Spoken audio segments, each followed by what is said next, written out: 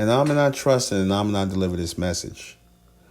I want to discuss this recent verdict that came down from the Department of Justice concerning the police officer, one of the police officers that shot and killed this lady Breonna Taylor, and I think it was in Kentucky, and how her boyfriend was firing back, and but because he thought he was protecting the house, and they wanted to lock him up, but fast forward to that now, it's been like 5 years, and the two that actually shot her and killed her, they didn't go to trial, but the one whose bullets they said they didn't charge them with anything, and then the one who did shoot her, because this was a no-knock warrant, meaning that they could just go to black people's houses and whatnot. It don't matter if it's the wrong house or anything. They could get a no-knock warrant or whatever the case may be and just go and shoot up your house, and not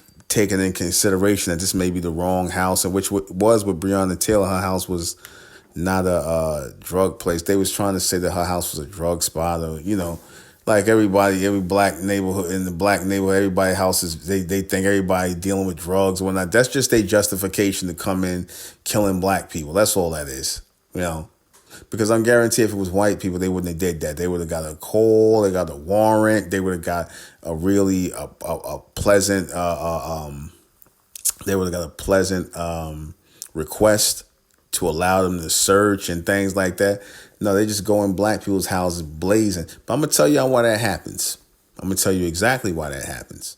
And this goes right back to what I said as our people identifying themselves as black people or black Americans or African Americans or whatever the case may be. This goes right back to that. And what I'm saying is that black is associated with death. Black is associated with wrongdoing. Black is associated with criminal activity, all the negative things. So keep this in mind when we allow people to call us black people. Keep in mind that in the minds of the public, black is degenerate. It's wrong. It's criminal. It's all the things. It's low level, low life. All of that attached to black. Sullen, filthy, dirty, all the stuff you read that you heard the bad things about black. And then y'all call yourself black people. You want to tell me that's not a form of programming? Why would you call you? Because there was a time where our people would not call themselves black when these racist Caucasians was trying to push that on our people. Now you got these say it loud, I'm black and I'm proud Negroes. When they came in the 70s with that, a lot of these guys were boule coons that's pushing this Pan-African pro-black nonsense. A lot of these guys was boule coon sambos, right? That got paid off, that had these movements funded, talking about we come from Africa and that, we black people and we black is beautiful and all this other nonsense. And our skin is not even black. That was massive programming on the American indigenous people. That was a massive programming to get us to accept that we black people. And this is why, when these law enforcement, Caucasian law enforcement officers, when they feel as though, when it comes to us, they like I said, and they feel like they dealing with black people. They feel like they dealing with people who are not a real race, because black is not a race. It's actually an E-race. What I mean by an E-race, it's actually meant to be, calling us black people was meant to erase us from history and from our culture by calling us black people. And our elders knew this. That's why they didn't want to be called black.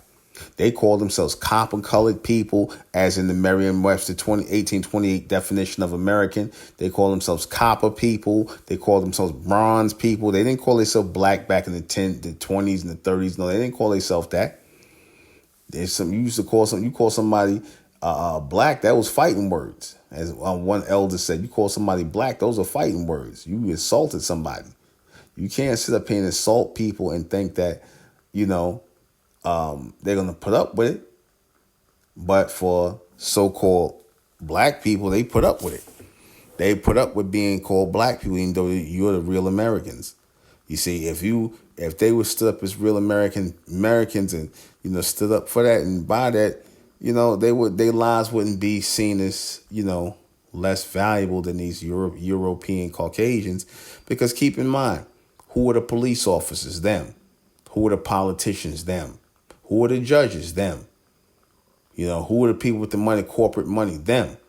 They made sure they took hold of every aspect of your life, of our lives in the Americas. Now, they made sure they took hold of that. But what we have, which is more powerful than what they have, we have the future. We have the future. And when I say we have the future, I mean we have the future at our fingertips, because black people ain't got no future. Black people don't have no future. If you wake up every day for the next 20, 25 years as a black person and keep on letting people call you black and you not even having a clue in your head that why am I calling myself black and my skin is not black? If you can call yourself black for 20, 25 years or whatever and never question that, then there's really no need for you, man. Because if you don't foresee that in the near future, that you should be questioning this whole idea of a God and all this other business, yeah, you should be addressing it as a Lord, as that race of lords, because we're the only ones that are that. We are that race of law and order. We are that. You see, our people, unfortunately, we got to a point where we didn't value having a law enforcement, an active government, an active society. That's what we were supposed to have. We were supposed to be active people. And because we were not active in building up our own country, building up our own civilization like we did in the South and Central America, because we didn't do that on this level here, it made it easier for people to come in and take over what we got, because we are not maintaining, protecting, and doing all the things that need to be done. Bronze men are not. I mean, so-called black men are not. You got bronze men like I'm doing what I'm supposed to do and my people. But for the most part, the males out there are pathetic. A lot of pathetic males out there. Barely in their children's lives. Even though bronze men, that's a plus for them. It said that they're the most involved in their children's lives. Well, that's a plus. That is a plus. It's good to hear that and see that bronze men are more invested in their children's time and their minds on what they want to be doing in life and giving them guidance, because that's what these children need. Again, the whole black thing, the whole, trying to get us to connect to that. No. We're not supposed to connect to something that is meant to pull us down as opposed to bring us up. We're not supposed to. Our time is for extension and growth and for evolution. That's what our time is for. You see. And it's just, like I said, a lot of people are out of time and a lot of people are out of their minds. So again, our people have to have a greater understanding of what it is or what their purpose is here in the world. Right. So that's it. That's all I got to say on this. I'm about to close this out. This video out in the name of Amen, by the power of Amen. Amen we trust, and Amen we thank, and Amen we continue forward forever. I'm out.